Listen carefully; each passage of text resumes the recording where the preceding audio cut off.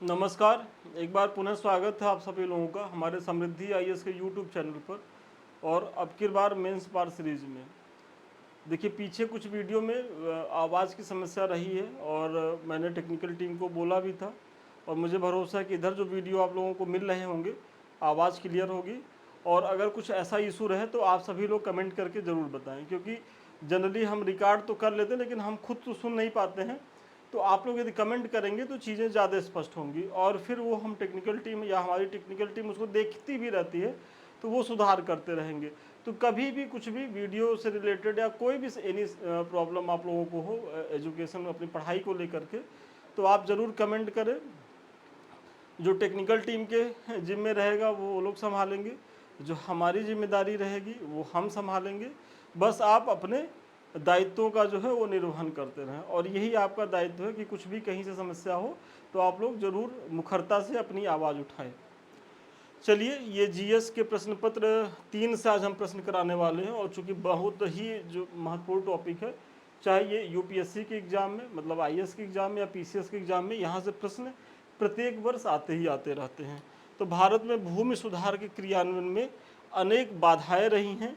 इन बाधाओं को दूर करने के लिए क्या उपाय हो सकते हैं, यही बताना है। और 12 अंक का प्रश्न है, तो 2 डायमेंशंस में है। 12 अंक में तो 2 डायमेंशंस एटलीस्ट रहते ही रहते हैं। तो आपको एक छोटी सी भूमिका देना है कि भूमि सुधार क्या है। पहले तो आप इसी को स्पष्ट कर दें कि भूमि सुधार से तात्पर्य है भूमि स्वामित्व का उचित एवं न्यायपूर्ण वितरण सुनिश्चित करना। मतलब जो भूमियों का बेतरतीब वितरण है उसका उचित और न्यायपूर्ण उसको वितरित कर दिया जाए। कि मतलब इसमें यह है कि किसी के पास 500 बीघा हो, किसी के पास 5 बीघा हो, तो ये स्थिति ना हो भाई। एक रैशनल डिवीजन होना चाहिए कि किसी के पास इतना ना हो कि वो मेंटेन ना कर पाए और किसी के पास इतना कम हो कि वो अपनी ज़रूरतों की पूर्ति ना कर सके। तो यही है कि भूमि सुधार को लेकर के कि भाई भूमि का इसमें सबसे पहले से कि किस तरीके का वितरण होना चाहिए। भारत में भूमि सुधार जो है एक जटिल और संवेदनशील मुद्दा रहा है।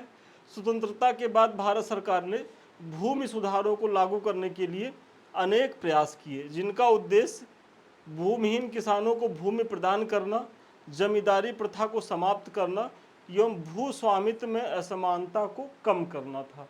क्योंकि आप लोग जान ही रहे होंगे कि आज़ादी से जो पहले की जो स्थिति थी, तो उसमें क्या था कि जो जमींदार वर्ग थे सही मायने में उन्हीं के पास सारी ज़मीनें होती थी एक क्षेत्र विशेष में, वो पूरा और अपने काश्तकारों के माध्यम से वो उस पर एग्रीकल्चर कराते रहते थे। तो आज़ादी के बाद भाई ये हुआ कि जमींदारी प्रथा को समाप्त किया जाए और जो 1-1 हज़ार 2-2 हज़ार 4-4 हज़ार बीघे के जो जोतदार हैं उनसे ज़मीनों को लेकर के उनको वितरित किया जाए जिनके पास कुछ भी ज़मीनें नहीं हैं। क्योंकि यही एक तरीके से समावेशी विकास का एक पहला मॉडल होगा कि भाई अगर समावेशी विकास आपको करना है कि समाज के तृणमूल स्तर तक के लोगों को भी जो है वो मुख्य धारा में लाना है, तो सबसे पहले तो उनको भूमि का स्वामित्व प्रदान किया जाए। क्योंकि उस समय जो है वो अर्थव्यवस्था के केंद्र में था भूमि। क्योंकि आज़ादी के समय में ऐसा तो है नहीं कि हमारी जो इंडस्ट्री थी वो बहुत ज़्यादा डेवलप हो गई थी या सेवा क्षेत्र भाई जो तृतीयक सेक्टर अर्थव्यवस्था का था वो तो उस समय उसकी बहुत कम कैपेसिटी थी। देखा जाए तो इंडस्ट्री थी और उसमें भी सबसे बड़ा भाग जो था वो एग्रीकल्चर है। जब वर्तमान में एग्रीकल्चर इतना प्रभावी भूमिका में है तो आज़ादी के बाद आप समझ सकते हैं कि कितनी ज़्यादा उसकी भूमिका थी। मतलब करीब करीब मुझे तो लगता है कि उस समय 90% जो आबादी थी वो एग्रीकल्चर पे ही निर्भर थी। तो ये एक अच्छा जो है सामाजिक समरसता को बनाए रखने का एक अच्छा प्रयास था कि भूमि सुधार कानून को लागू किया जाए। और इसमें वही था कि भाई भू स्वामित्व में जो असमानता है उसको कम किया जाए, और अगर किसी के पास 500 बीघा है तो उसको घटा करके 50 बीघे पे लाया जाए, और उसके 450 बीघे को लेकर के जिनके पास नहीं था उसको 10 बीघा 5 बीघा 4 बीघा जो जैसे परिवार की कंडीशन है वैसे दिया जाए, ताकि वो सब भी अपना भरण पोषण कर सके। हालांकि इन सुधारों के क्रियान्वयन में अनेक बाधाओं का सामना करना पड़ा, जिसमें प्रशासनिक, सामाजिक, आर्थिक और कानूनी समस्याएं शामिल थी। कहने को तो ये बहुत अच्छी व्यवस्था थी, बहुत अच्छा प्रयास था सरकार का, लेकिन भूमि आज आप सोचिए कि गाँव में या कहीं भी एक बित्ते भूमि की, मतलब 1 फीट भूमि के लिए मर्डर हो जा रहे हैं, मतलब भाई भाई आपस में लड़ मर रहे हैं। और ऐसे में जमींदारों से इतना बड़ा भूमि ले करके ट्रांसफ़र करना, ये कितनी बड़ी चुनौती का काम था, क्योंकि वही जमींदार जो थे वो नेतृत्वकारी भूमिका में थे। भाई बाद में सब कांग्रेस के सदस्य बन गए थे, सब नेता बन गए थे, तो विधायिका में उनका दबदबा था। उन्हीं लोगों में से जो है, उन्हीं के भाई भतीजे जो है प्रशासनिक अधिकारी थे। तो तमाम समस्याएं थी कि भाई ऐसे में इसको जो है इम्प्लीमेंट करना बहुत ही कठिन था, और वही आप आगे चल कर के जो है बताना भी है आपको। और भूमि सुधार को लेकर के बाधाएं, तो भूमि का रिकॉर्ड न होना या गलत रिकॉर्ड होना, तो सबसे पहले तो यही था कि भाई आप बांटेंगे कैसे। ऐसा तो है नहीं कि आज की तरह जो भूमि है उसका डिजिटल चीज़ें हो गई हैं, और वर्तमान में भी अभी पूरी तरीके से डिजिटल चीज़ें नहीं हैं।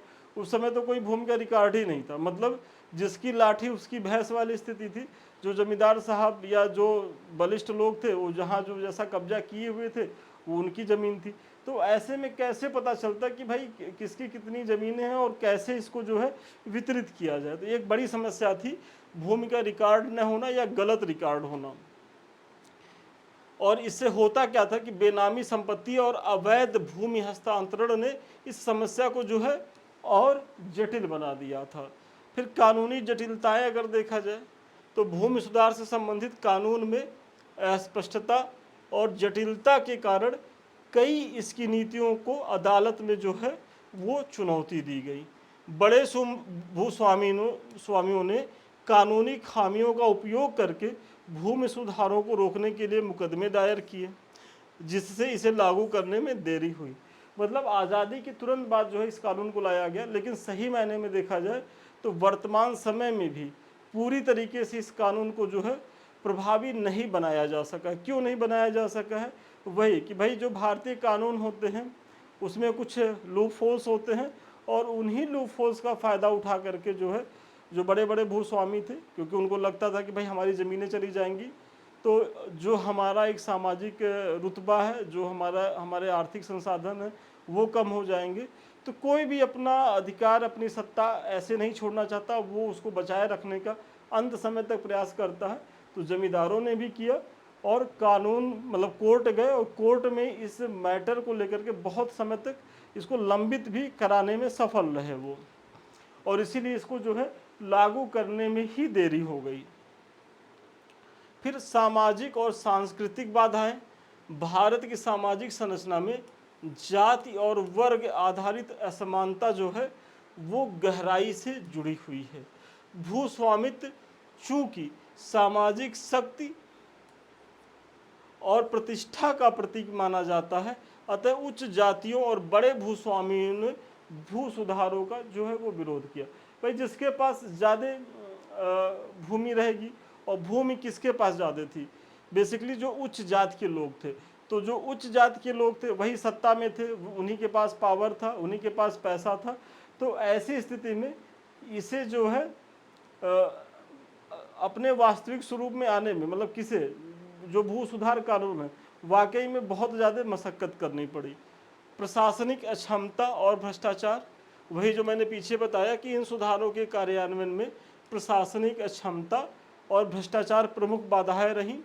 स्थानीय स्तर पर अधिकारियों एवं बड़े बड़े भूस्वामियों की मिली भगत के कारण भूमि वितरण एवं अन्य सुधार के जो उपाय थे कभी भी प्रभावी ढंग से लागू नहीं हो सके। तो ये जो सारी खामियां थी वो किसके लिए थी कि भाई किस तरीके से भूमि सुधार जो कानून थे उनको लटकाए रखा जाए, रोके रखा जाए। जो समाज के उच्च जाति के लोग थे या जिनके पास ज़मीनें ज़्यादा थी, ऐसा नहीं कि उच्च जाति में भाई बहुत से गरीब लोग भी थे। बेसिकली यहाँ वो शब्द सही रहेगा कि जो बड़े भूधारक थे, जिनके जो बड़े भूजोत के स्वामी थे, उनके द्वारा बेसिकली इस चीज़ को लटकाया गया। उसमें वैश्य वर्ग के लोग भी थे, क्षत्रिय वर्ग के भी लोग थे, ब्राह्मण वर्ग के लोग भी थे, और शूद्र वर्ग के भी लोग थे। ऐसा नहीं कि उनके पास भी कुछ ऐसे शूद्र थे जिनके पास बहुत ज़्यादा ज़मीनें थी। तो जिनके पास भी ज़मीनें थी वो किसी भी जाति वर्ग का था, उसने जो है उसे रोकने का ही प्रयास किया। चलिए, ये कुछ हमारे प्रोग्राम चल रहे हैं। अब की बार मेंस पार और शून्य से शिखर बैच, ये दोनों बैच मेंस को लेकर के हैं। और अभी तो देख ही रहे होंगे कि किस तरीके से यूपीएससी का प्रीलिम्स का जो है परीक्षा हुआ, और 15-20 दिन में उसका रिजल्ट, 15 दिन में तो रिजल्ट भी आ जाएगा। तो मैं उन बच्चों से भी कहूँगा कि आप लोग जो है मुख्य परीक्षा की तैयारी करें, क्योंकि पीटी तो अगर इस बार तो 1 नंबर से रह भी जा रहा है तो अगली बार पास कर जाएंगे, लेकिन पीटी पास करने के बाद समस्या यही होगी कि फिर मुख्य परीक्षा तैयार नहीं रहेगा। तो आपकी पीटी की जो उपलब्धियां हैं वर्तमान में, तो पीटी पास करना ही कितना कठिन है आप देख रहे हो। ऐसे में पीटी पास करके और उसको फिर खो देना, ये कहीं से भी जो है बुद्धिमानी नहीं होगी। तो ऐसी स्थिति में आप मुख्य परीक्षा की तैयारी करिए, मुख्य परीक्षा में लगिए, क्योंकि मुख्य परीक्षा तैयार रहेगा, एक बार पीटी निकलेगा तो एक बार फाइनल सिलेक्शन लेकर के आप निकल जाएंगे, नहीं तो फिर इसी जीवन चक्र में फंसे रहेंगे और आपका काफ़ी समय भी बर्बाद होगा और हाथ कुछ नहीं आएगा। तो मैं उन बच्चों से भी कहूँगा कि इस समय चाहे जिन बच्चों का अच्छा हुआ वो तो मुख्य परीक्षा पढ़े, जिनका खराब हुआ है वो भी मुख्य परीक्षा पढ़े, और दिसंबर तक इतना बढ़िया तैयारी कर ले मेंस की। उसके बाद चूंकि उनको पीटी में लगना होगा तो फिर पीटी में लगे, और जब पीटी पास करें तो मुख्य परीक्षा में बहुत बेहतर स्थिति में रहें। क्योंकि अभी रिसेंटली जो हुआ है उसमें कुछ ऐसे हमारे स्टूडेंट हैं जिनका पीटी अच्छा हुआ है, वो पेपर 1 में भी अच्छा कर रहे हैं, और सबसे बड़ी चीज़ पेपर 2 जो सीसेट होता है हिंदी मीडियम के बच्चों के लिए, जो सबसे ज़्यादा इस समय सरदर्द बना हुआ है, तो हमारे कुछ अच्छे बच्चे जो उसको भी क्रैक कर रहे हैं। तो उनका यही है कि सर पीटी तो पास कर ली, अब क्या करें। तो अब वही है कि इतने कम समय में वो भी यूपीएससी का जो मुख्य परीक्षा है, हम उनसे भले कहते हैं नहीं लग जाइए आप बहुत अच्छा कर लेंगे, लेकिन हकीकत में ऐसा कुछ होने वाला नहीं है, क्योंकि प्रतिस्पर्धा आपको वहाँ उन बच्चों से होगी जो ऑलरेडी सेलेक्ट है। मतलब आईपीएस तक के बच्चे बैठेंगे, तो पहले तो आप ये देखिए कि सेलेक्टरों के साथ होंगी, फिर उन बच्चों से आपको वहाँ भिड़ना होगा जो एटलीस्ट 2-3-4 मेंस लिख रहे होंगे, जिनका सिलेबस पे पूरी तरीके से कमांड होगा। तो ऐसे में आप 2.5-3 महीना पढ़ करके कितना आप कर लेंगे ये आप खुद सोचिए। लेकिन ठीक है, हम आपको निराश नहीं करेंगे, आप पढ़िए लगिए, लेकिन तरीका वो नहीं होता। तरीका यही है कि मुख्य परीक्षा खूब पढ़ लीजिए, पीटी जब निकलेगा तो आप जो है और मुख्य परीक्षा अगर कायदे से पढ़ेंगे तो पीटी तो निकलेगा ही निकलेगा। क्योंकि भाई जब किसी चीज़ को आप बहुत विस्तृत तरीके से पढ़ लेंगे तो फिर इसी से तो पीटी के प्रश्न बनेंगे। ऐसा तो है नहीं कि सिलेबस के बाहर के प्रश्न बनते हैं। तो आपका पीटी भी तैयार होगा, मतलब मुख्य परीक्षा पढ़ते रहिए, प्रीलिम्स भी तैयार होगा। तो ये दोनों बैच उन सभी बच्चों के लिए है कि जो मुख्य परीक्षा को लेकर के सीरियस है, तो इससे जुड़े, इसका लाभ उठाएं। यहाँ क्या है कि संस्थान के तहत डेली जो है आपको प्रश्न दिए जाते हैं, आपको इसी तरीके से उसका उत्तर लिख के दिखाना होता है। फिर जो है इसका हम मॉडल आंसर भी देते हैं साथ ही साथ। मतलब पूरी कंप्लीट तैयारी जो है मुख्य परीक्षा की आपके प्रत्येक पेपर की यहाँ हो जाती है। बस आप धैर्यपूर्वक चीज़ों को करते रहिएगा। अगला है कि छोटे और खंडित भूमि जोत। भारत में अधिकांश किसानों के पास छोटी और खंडित भूमि जोत है जो आर्थिक रूप से बहुत उपयोगी नहीं होती है। भाई जो एक किसान है, अगर उसके पास 4 बीघा खेत है और वो 4 बीघा कहाँ कहाँ है, तो विभिन्न क्षेत्रों में अगर वो फैला हुआ है, तो वो कायदे से देखा जाए तो उससे बहुत लाभ वाली फसलों का उत्पादन नहीं कर सकता, या उसका श्रम बढ़ जाता है, उसकी लागत बढ़ जाती है। तो ऐसी स्थिति में लाभदायक नहीं होते हैं। फिर राजनीतिक इच्छा शक्ति की कमी। भूमि सुधार कानून यदि प्रभावी ढंग से लागू नहीं हो सके हैं तो उनके पीछे एक महत्वपूर्ण कारक राजनीतिक इच्छा शक्ति का न होना। और वो मैंने बताया है कि भाई राजनीतिक इच्छा शक्ति क्यों नहीं होती थी, क्योंकि यही जो बड़े बड़े जो जमींदार वर्ग थे, जो भूधारक थे, इन्हीं के पास अर्थ होता था, यही नेता थे, और यही जो पार्टियां थी उन्हें फंड करते थे।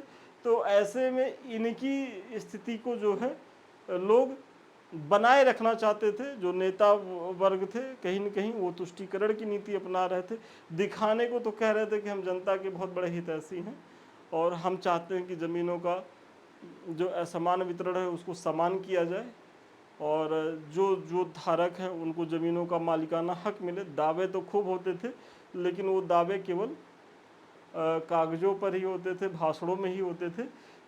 उसका सही मायने में ज़मीन पे धरातल पे वो कहीं नहीं दिखते थे। क्यों नहीं दिखते थे? वही जो मैंने पीछे कारण बताया। तो ये सारी चीज़ें हैं। अब देखा जाए कि भाई समस्याएं थी तो भूमि सुधार हेतु तो उपाय क्या किए गए, तो जिन जो समस्याएं थे उन्हीं का समाधान कर दीजिए, वही उपाय के बिंदु बन जाएंगे। इसीलिए देखिए, यहाँ रटना कुछ नहीं है, चीज़ों को समझते रहिए। भाई आपने बताया कि भूमि सुधार को लेकर के समस्याएं, कानून को लेकर समस्याएं क्या थी, अब उन समस्याओं को एक एक करके उसको समाधान करा दीजिए, वही आपके प्रश्न का जो दूसरा पार्ट है उसका उत्तर हो जाएगा। तो सबसे पहले तो जमींदारी प्रथा का उन्मूलन किया जाए। भाई भूमि सुधार में तो सबसे यही है ना कि भाई जमींदारी जो प्रथा है उसी को समाप्त किया जाए, तभी तो आप जो है जमींदारों की भूमि ले सकेंगे, और उन्हीं भूमियों का जो है फिर आप जो है समानतापूर्वक तार्किक रूप से वितरण कर दीजिए भूमिहीनों के बीच में। तो ये है। फिर जोतों का समेकन कर दीजिए कि भाई जो जोतें बिखरी हुई हैं, जैसे एक किसान है, उसका 1 बीघा खेत यहाँ है, 1 बीघा खेत 500 मीटर के दूर पर है, फिर 1 बीघा खेत यहाँ है, 1 बीघा खेत यहाँ है। तो इन सारी भूमियों को, अगर ये 4 बीघा है तो अगर यहीं कर दिया जाए तो ये पहली बात तो 4 जगह जाने से बच जाएगा। फिर चूंकि एक बड़ा 4 बीघे का एक बड़ा भू क्षेत्र पा जाएगा एक ही जगह, तो अपने हिसाब से फसलों का प्रोडक्शन कर पाएगा। और जब चूंकि एक साथ रहेंगे तो यहाँ जो है उसको हल, बीज, तकनीक या जो भी कृषि की आवश्यक चीज़ें होती है उसको पूर्ति करने में भी आसानी होगी। तो ऐसे में क्या है कि उसकी जो लागत होगी वो कम हो जाएगी, मतलब कृषि उसके लिए फ़ायदेमंद हो जाएगी बनस्पत जो बिखरी हुई जोतें होती हैं। और इसीलिए देखिए एक प्रावधान किया है चकबंदी का। तो चकबंदी का यही उद्देश्य है। हालांकि चकबंदी दूसरा टॉपिक है, उस पर भी हम प्रश्न यहाँ तो नहीं, लेकिन पेपर 5 या 6 से संबंधित चीज़ों में जब था तो मैंने कराया, बहुत डिटेल से कराया है, तो वो भी हुआ है। आप जा करके केवल आप पीछे से देख लीजिए। फिर सहकारी खेती को बढ़ावा देना, छोटे किसानों को संसाधनों को एकत्रित करने तथा सहकारी खेती में संलग्न होने के लिए जो है वो प्रोत्साहित किया जा सकता है। क्योंकि भाई छोटे छोटे किसान हैं, उनके पास छोटी छोटी जो है वो भूमि की धारिता है। तो ऐसे में अगर 10 किसान मिल करके अपने जो आसपास के जो खेत हैं उनको किसी एक फसल के लिए चीज़ों को बनाए, और जितना जिस हिसाब से जिसकी लैंड है उसी हिसाब से फिर प्रोडक्शन के बाद जो है, उत्पादन के बाद उसका जो है हिस्सा निर्धारित किया जाए, तो इससे वही है कि कास्ट की जो लागत है वो कम हो जाएगी और प्रोडक्शन भी जो है वो बढ़ जाएगा। तो ये भी प्रयास किया जा सकता है। फिर कानूनी सुधार और त्वरित न्याय, भूमि सुधारों से संबंधित कानूनों को सरल और स्पष्ट किया जाना चाहिए ताकि इसका दुरुपयोग न हो सके। भूमि विवादों के निपटारे के लिए विशेष फास्ट ट्रैक अदालतें स्थापित की जाए। मतलब आप पीछे जो आपने देखा है कि भाई किस तरीके से जो है, जो बड़े बड़े भूस्वामी थे उन्होंने अपने हितों में किस तरीके से मुकदमा करके चीज़ों को पेंडिंग कराए रखा।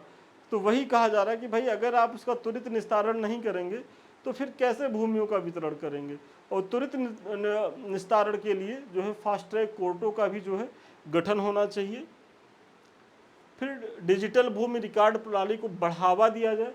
वही है कि जो वर्तमान में सरकारें कर रही हैं कि भाई जिसका जो भूमि है, जो मालिक है भूमि का, उसका पूरा डिजिटल एक नक्शा रहे और वो डिजिटल माध्यम से चेक किया जा सके, ताकि जो है भूमि को लेकर के जो धांधली है, जो घपलेबाजी है, वो रोका जा सके। और ये बहुत ही सराहनीय प्रयास इस समय सरकार के द्वारा किया जा रहा है। और चूंकि मैं उत्तर प्रदेश से हूँ तो उत्तर प्रदेश की सरकार तो इसके लिए बहुत बेहतरीन प्रयास कर रही है, और हम लोग खुद ही अपने खेत का जो भी खतौनी रकबा है सब जो है डिजिटल ही देख ले रहे हैं, और ये अच्छा पहल है। फिर मजबूत राजनीतिक इच्छा शक्ति की कमी, देखिए ये ऐसा पॉइंट है कि ये यूनिवर्सल पॉइंट है भारत के लिए, क्योंकि यहाँ कोई भी नीतियाँ, योजनाएं, परियोजनाओं में यदि लेट लतीफ़ी हो रही, देरी हो रही, तो लाल फीताशाही और राजनीतिक इच्छा शक्ति की कमी, ये 2 पॉइंट आपको जो है एकदम आपके तर्कस में होने चाहिए। तुरंत आप लिखिए और अच्छे पॉइंट हो, क्योंकि कहीं न कहीं इन लोगों की संलिप्तता होती ही होती है। क्योंकि जो माननीय लोग होते हैं उनकी प्रवृत्ति ही होती है कि भाई वोट बैंक की राजनीति करना है, जाति धर्म की राजनीति करना है, तुष्टीकरण करना है। और ऐसे में थोड़ा बहुत विकास की चीज़ें हो जाएं तो हो जाए, मतलब ये चीज़ें गौड़ होती हैं, बाकी चीज़ें मुख्य होती हैं। तो ये भी एक बड़ा फैक्टर है किसी भी योजना परियोजना की दशा और दिशा निर्धारित करने के लिए। तो आप इसको भी आप दिखाइए। फिर निष्कर्षतः कहा जा सकता है कि भूमि सुधारों का प्रभावी कार्यान्वयन सामाजिक समानता, आर्थिक विकास, ग्रामीण समृद्धि के लिए आवश्यक है। हालांकि इसके सफल क्रियान्वयन में कई चुनौतियां भी हैं, जिसके लिए उपर्युक्त सुझावों को अपनाकर इसे और प्रभावी बनाने की ज़रूरत है, क्योंकि यह एक दीर्घकालिक प्रक्रिया है जिसके लिए निरंतर प्रयास, सहयोग और नवाचार की आवश्यकता है। तो आपको ऐसे ही निष्कर्ष देने होंगे। और निष्कर्ष क्या है कि आप निष्कर्ष में बता रहे हैं कि देखिए समस्याएं भी हैं और उपयुक्त तरीके के समाधान को भी अपनाने की ज़रूरत है, क्योंकि यह जो है सामाजिक, आर्थिक, राजनीतिक दृष्टिकोण से कितना महत्वपूर्ण है आपने दिखाया ही। तो आपके निष्कर्ष में जो है आपके उत्तर की पूरी झलक जो है एक दिखनी चाहिए, एक निचोड़ दिखना चाहिए, तब जा कर के आपका निष्कर्ष जो है पूरी तरीके से कंप्लीट होगा। तो निष्कर्ष में इसी तरीके का अप्रोच आप लोग बनाइएगा भी, क्योंकि उत्तर प्रदेश में जो है वो भूमिका और निष्कर्ष पे भी अंक मिलते हैं, मतलब उसके लिए अलग से अंक निर्धारित ही होते हैं। ये कुछ हमारे लिंक्स हैं। आज का उत्तर यहीं तक था और मुझे विश्वास है कि उत्तर जो आपको मैंने कराया है वो बहुत सफिशियंट है, 12 अंक में है, उतना करके आइए। विश्वास मानिए कि आप नहीं अच्छा रैंक पाइएगा तो फिर हमको फ़ोन करिएगा। ये हमारा टेलीग्राम है समृद्धि IAS का। दूसरा ये दो हमारे यूट्यूब के चैनल है, एक तो समृद्धि IAS और दूसरा संदीप मिश्रा ऑफिशियल। यदि अभी तक आप दोनों को सब्सक्राइब नहीं किए तो इसे सब्सक्राइब करें, इसे लाइक करें, शेयर करें। ये दोनों आप ही के चैनल हैं और इसे आप ही के द्वारा जो है वो आगे बढ़ाना है। और लास्ट में यदि आप हमारे किसी बैच से जुड़ना चाहते हैं या हमसे बात करना चाहते हैं तो 7303307507 पे आप संपर्क कर सकते हैं। तो चलिए आज के लिए इतना ही, पुनः मिलते हैं नए वीडियो में नए क्लास के साथ। तब तक के लिए धन्यवाद, शुभकामनाएं आपको।